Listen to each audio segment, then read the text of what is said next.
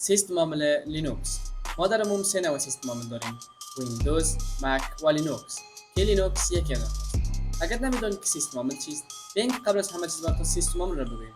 کامپیوتر هر کس از چند دانه آهن ساخته شده است. یعنی برای کارگیری و راه اندازی این آهن‌ها ما با یک نرم افزار کار داریم و این نرم افزار هست ویندوز، مک و لینوکس. و بس ما هم در اینجا لینوکس هست. سیستم عامل لینوکس در سال 1991 توسط این شخص یعنی لینوس تورواالدز معرفی و ساخته شد. سیستم عامل لینوکس برخلاف ویندوز و مک کاملا رایگان هست و منبع کد آن هم رایگان است. این به این معنی که هر کس میتونه سیستم عامل های لینوکس خودشان بسازند و سیستم عامل لینوکس یک سیستم همیشه در حال رشد و سیستم همیشه در حال پیشرفت است.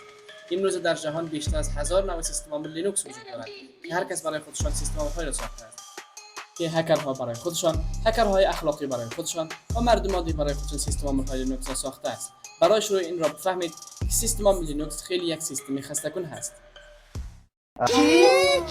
ای تو چی میگه؟ ای تو چی میگی؟ ولی وقتی که آن را یاد گرفتید، شما یک فرد خیلی قدرتمندی در بخش سایبر سکیوریتی میشوید.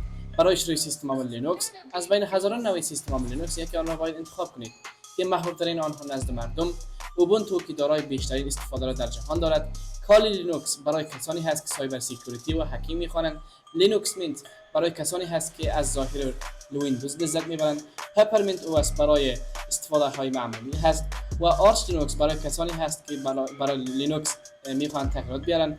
فدرال لینوکس هم توسط لینوس تورواالدز ترجیح داده شده است. امروز همه کس از سیستم عامل‌های مانند ویندوز و مک فرار می‌کنند. این سیستم‌ها خیلی گران تمام می‌شوند. اگر این ویدیو ما 500 لایک بگیرد، ما آماده هستیم که یک ویدیو کامل رایگان درباره لینوکس بسازیم. تا ویدیو بعد، خداحافظ.